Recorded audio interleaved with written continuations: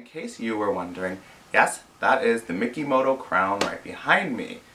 Hey guys, it's Andrew, welcome back to my channel. So as you can see, there's no table, which means no unboxing today. So what could that possibly mean?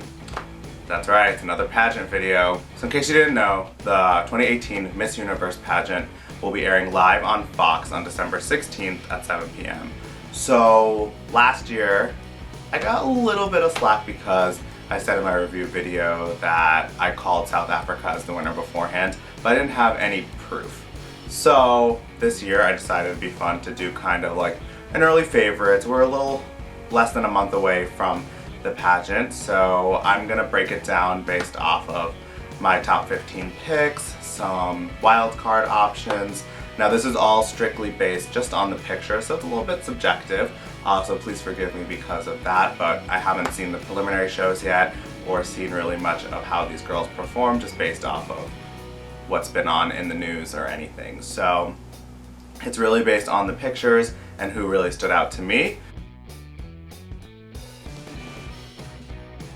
Alright, so this year's pageant is taking place in Thailand, and it's been over 10 years since it's been in Thailand. The last time was in 2005. So let's start with the girls I believe will place around top 15. First is Australia. Australia has a very interesting look. I'm very curious to know what her background is.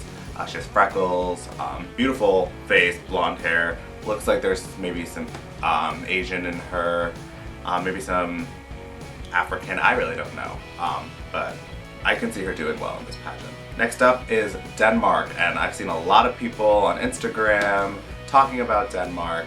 Denmark has a beautiful face. She looks like she belongs on a makeup campaign, so I wouldn't be surprised if we see her in the top 15. Next up, India. India is one of those girls that I'm not a fan of when they first get crowned, but then as you see kind of the transformation from regular girl to Miss India or the title holder, I understand why she won and why people were very excited about her. So I'm excited to see how she does. Next up, Lebanon. Lebanon was a favorite of mine ever since she was crowned. This one's a little special. I put her in top 15 just because this is a big year for the Miss Lebanon organization. It's the first year that Rima Faki, former Miss USA 2010, is now the president of the organization. I think having a recent title holder in the Miss Universe organization running that pageant definitely is going to help this girl out because she kind of has an insight. I mean, Rima competed at Miss Universe just 8 years ago, so she knows how it's broken down. And my last pick for top 15 is Ukraine. Ukraine is just your classic beautiful blonde woman. I haven't seen much pictures of her aside from this picture that I'm showing you guys right now. But I think she's beautiful and she definitely caught my eye. Alright, next is my top 10 picks. Vietnam. I love Vietnam ever since she was crowned. I think she is beautiful, but very edgy. I love that she has short hair and she's not conforming to this long hair pageant stereotype. But I have seen some pictures recently of her with extensions in her hair, which she still looks good, but I really hope that she rocks short hair in Miss Universe. Next up is Spain. Spain has caused a lot of controversy in the news. She is the first ever transgender contestant at Miss Universe, and I definitely think she's gonna do well.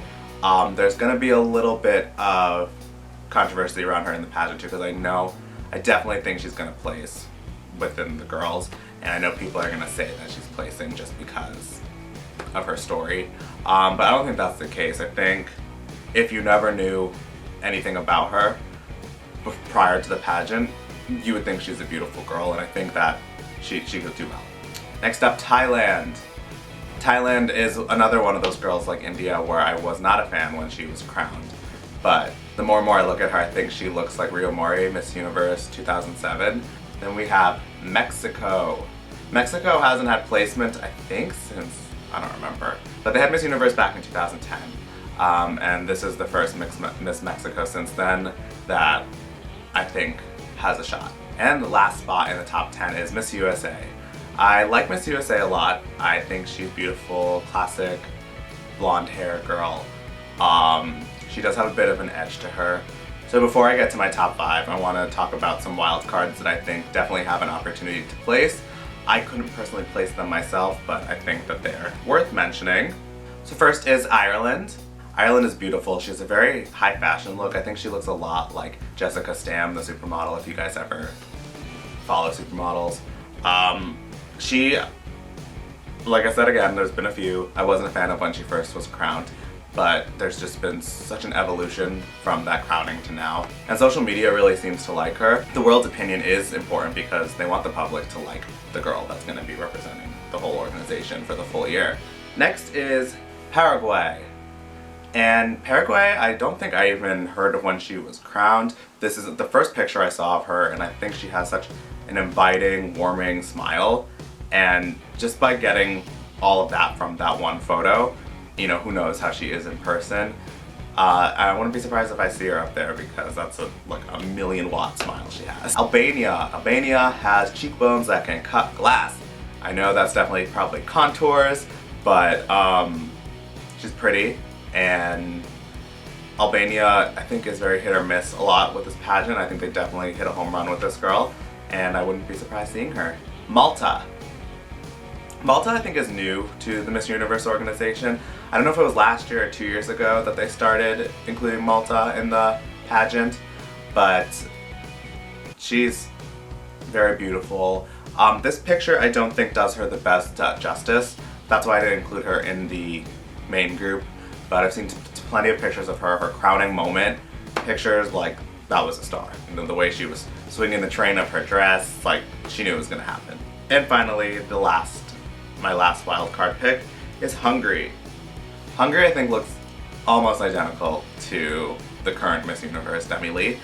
They have the same kind of face shape, same hair, same complexion.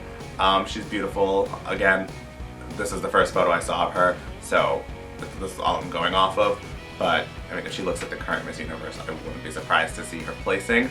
I would be surprised if she wins though, because they're gonna replace Demi with Demi Jr. Alright, so now to my top 5. So this was tough. This is very tough picking these last 5 girls. And these last 5 girls are in the order that I think they're gonna place, from 4th runner-up to winner. So I think top 5, the 4th runner-up spot is gonna be Canada. Canada this year is very beautiful. Last year we saw Canada make the top 10. This year I think they want to push it extra hard, and I think she can go the distance. 3rd runner-up is going to be Ecuador. Ecuador is not my favorite.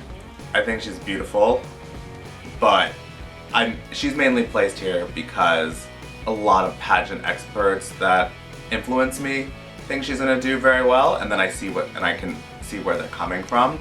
I would have personally placed her in the top 15, but there's just been so much talk about her, so I almost guarantee that she'll be in the top 5. Alright, now these are the top 3. This is where it gets really, really difficult because I can see any single one of these girls wearing the crown. Like, I can envision it in my mind. So I think the 2nd runner-up is going to be Colombia. Valeria. Colombia has an interesting story. She's not actually Miss Colombia, she's just the representative that was chosen to be Miss Colombia for this Miss Universe pageant. So interesting backstory of how she got there, but they definitely picked an amazing woman to represent them. I mean, you can just see in the picture, like, she's gorgeous. The social media loves her, as they love all of the top 3 I'm about to talk about. The 1st runner-up, I think, will be Philippines. Again, I'm so stressed out about this because I feel like I'm making the wrong decision between these top 3. But I think the 1st runner-up is going to be Philippines. This young lady also competed 2016 in Miss World and made the top 5. She's a singer, I think. She does a lot in the Philippines. She's definitely coming in as one of the front runners.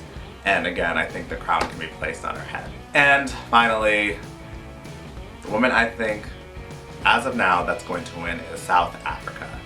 Yes, I think it's going to be back-to-back South Africans.